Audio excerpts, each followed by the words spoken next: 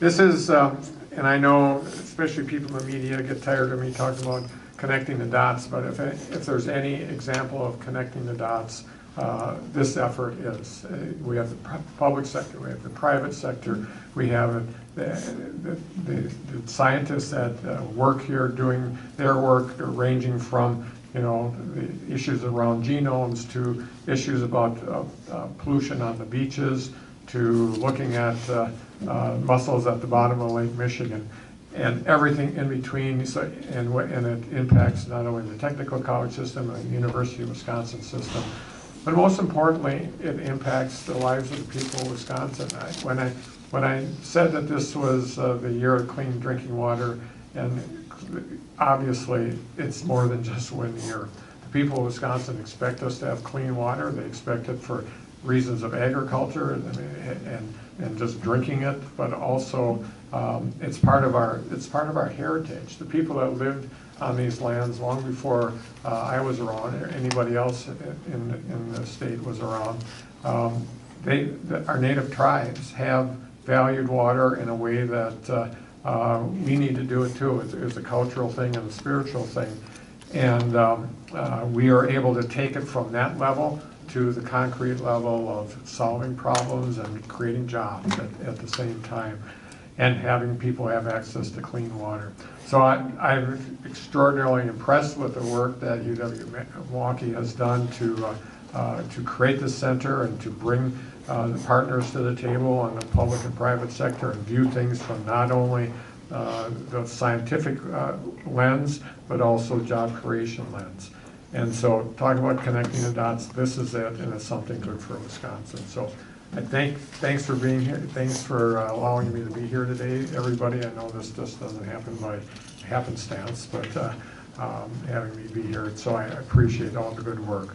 With that, I'd be glad to answer any questions people might have in the media. Governor, what type of bipartisan support is there for this, the state spending portion of this initiative? Well, I think it's huge, and talk about bipartisan. The Speaker has his task force on water quality. Clearly, we in our budget put forth several initiatives around clean water, and from my vantage point, this is just the beginning. If we truly want to have the science at the highest level possible, but also job creation at the highest level possible, it's going to take some more resources going forward. And we talked about on the vote the troubles that exist in Green Bay, in Green Bay, the bay itself. And that's going to take lots of time and money in order to get that body of water back to where it should be. And so we just can't.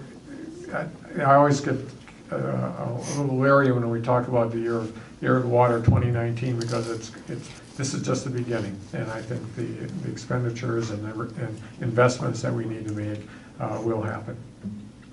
Governor, on this issue of the legal settlements between the legislature and the Attorney General have been talking about, is why should the public be bearing the costs for this? You have litigating lawyers being hired by both sides. Why should the public be asked to be paying for these? Well, I'm one of the public too, and I scratch my head.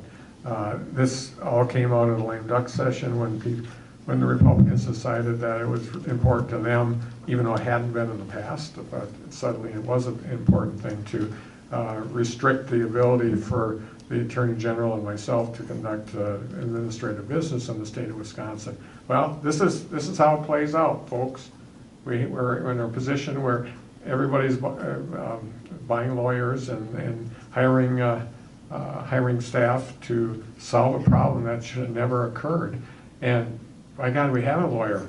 His name is Josh Call, Attorney General. He should have had the authority all along to be able to do this. So we need to solve it so that we can settle lawsuits. But the onus on this issue goes back to the lame duck session. It should have never happened. What's your understanding of where everything stands today? And would you like to see all members individually sign the non-disclosure as the Attorney General requested earlier this week? Well, personally, and this isn't my public policy stance, but if I was a representative, I'd be very leery about signing any non-disclosure. They have an obligation to the people that voted for them to have open and transparent government. And to say, except in this case or except in that case, I think that's really, that's very difficult ask for them to do. I understand the Attorney General was forced into that position, but he was forced into that position because the Republicans decided they wanted to curtail his authority. So they need to figure it out. You can get people back to the legislature in a day or two. They can turn this around and repeal that law. I don't know why that's not on the table. We have time for 2 more. What's the urgency of the situation? Well, where I it stands understand now? that the Attorney General has said that there's some flexibility in time, but I don't think there's much. I mean, there's cases waiting to be solved. The state has received a lot of attention in terms of vaping across the country Yeah. this week. Curious your thoughts and what you've been briefed on by the health department on where the situation stands.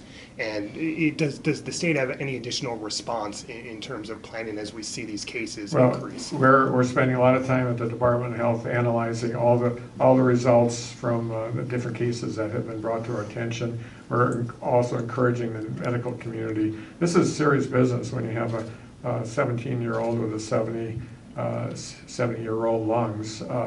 That's not normal, and we have to take this seriously. I know Milwaukee has asked people to stop vaping, and I would agree with that. And the state has made that same recommendation. But we need to continue to do the research and get the information from the state. Gathering information is important for us to reach some conclusions. But at least preliminarily, if I was a parent, I'd be worried to death. Governor, what's preventing you from calling a special session on gun legislation? Nothing. It's going to be a matter of time. If we come to the conclusion that the Republicans aren't going to come into session and do something proactive, such as something that 80% of the people of Wisconsin want, and that's universal background checks, we'll have a special session. What's your Thanks, everybody. What's your timeline on that? Oh, a handful of weeks.